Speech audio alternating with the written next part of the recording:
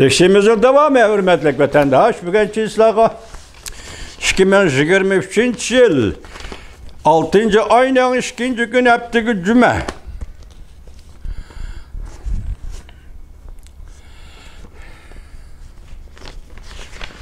Gözünüz mü? Hata mıklat çıkmanız.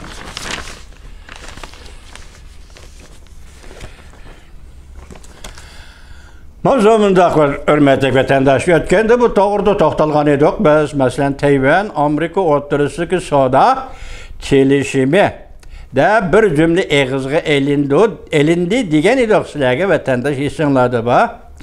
Hozir tor betlarda mesela hal qilg'uch alqiliq paytlar, ya'ni alqiliq paytlar yana boshqa oddiy tor betlarda bunu deb bo'ldi. Egizga elip oldu, neme dedi deseniz, endi bu savdo kelishimini imzalaptı. Amerika Qo'shma Shtatlar bilan Tayvan bunun keynida tamojna meselesi duch keladi. Tamojna meselesi degan gap davlat bilan davlat o'rtasidagi munosabat degan gap. U chaqda Amerika Qo'shma Shtatlarining tashqi siyosati Tayvanga qaratgan tashqi siyosati qanday qildi? Kishilarning qo'ygan savollari. Mavzumunda başlandı. Tarihi namayende Amerika Tayvan kelishimiga imzo qo'ydi. Jungo Tashqi ishlar ministrligi g'azab bilan bayonot e'lon qildi. Mavzuli xabar 6 oyning 1-kuni Erkin Osiyo Xitoy tili programmasi e'lon qilindi. Xabar bunday boshlandi. Amerika Tayvan 6 ayının 1-kuni Amerika Tayvan 21. asr savdo tashabbusi tunji kelishimiga imzo qo'ydi.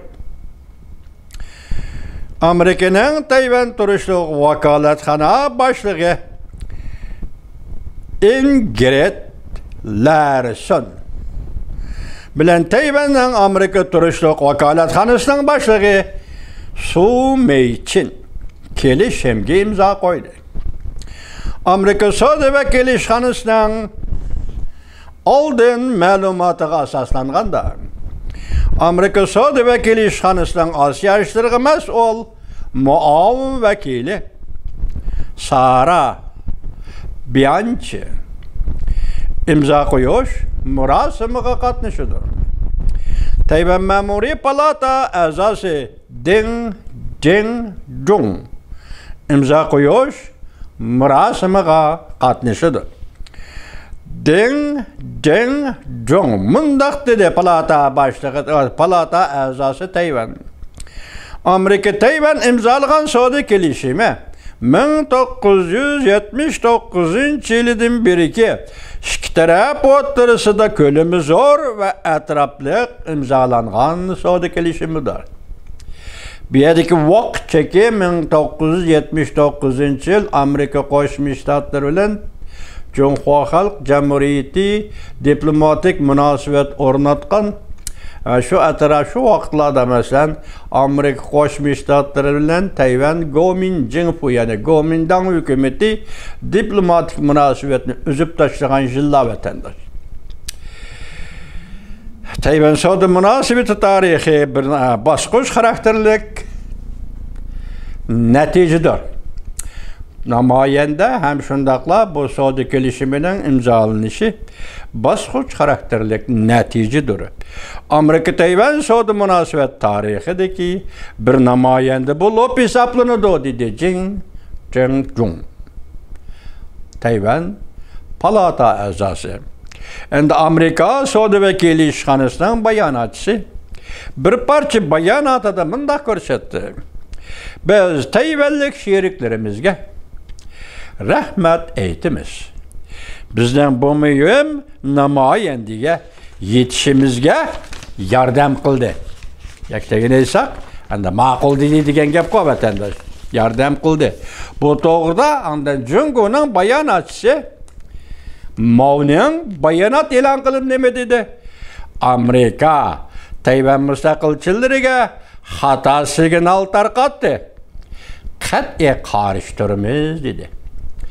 bu Tayvan Amerika o'rtasidagi savdo tashabbusi kelishimiga imzo qo'yilgandan keyin Jungo hukumatining noroziligini bildirishi bo'lib hisoblanadi yuqorqisi vatandosh.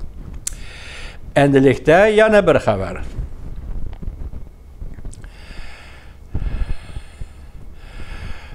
Rossiya kuchlarining zaiflashishiga ergishib, boshqa vaziyat to'g'risida to'xtaldik-mi to'g'rida?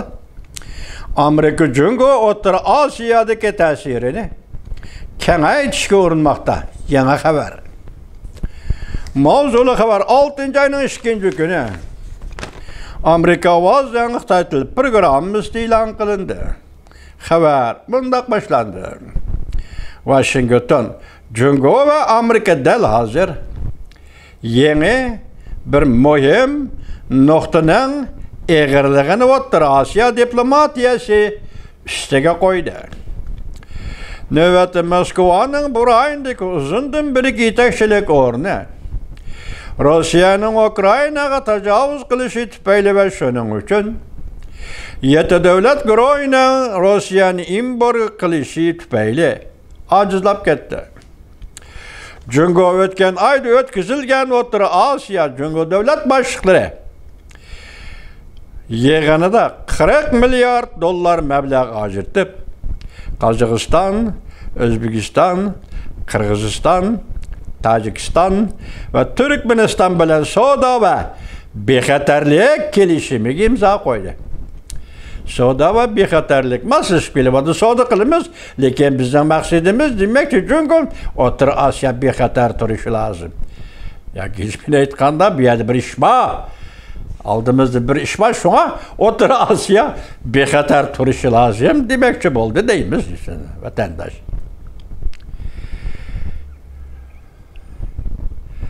Qirg'iziston davlatlari bilan savdo va bexatarlik kelishimi imzolandi. Demoqchi bo'ldi. Bir necha kun o'tgandan keyin mana qarab turgan, men bosh dedim-ku.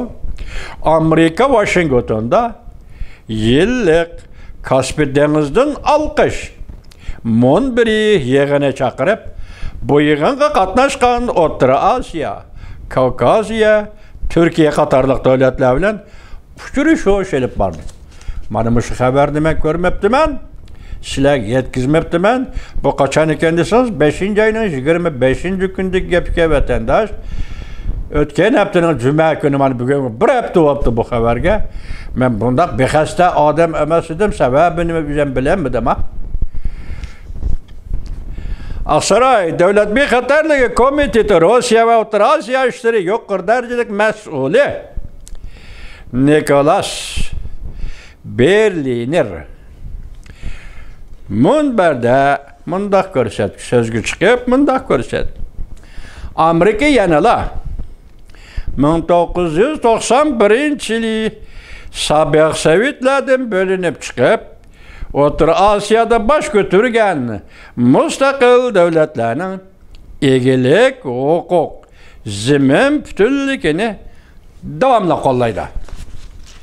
Bu ham shu yig'inda shunda deyilgan, bu da hamda maqatam, nimada bosh qo'yilganda Amerika Jungo hozir Rossiyaning zaiflashishiga ergishib, O'rta Osiyoga ta'sirini kengaytirishga urinmoqda degan shu mavzu e'lon qilingan munosabatlik Amerika Qo'shma Shtatlarining mush ishga, ya'ni O'rta Osiyo ishlariga mas'ul amaldori kilindir.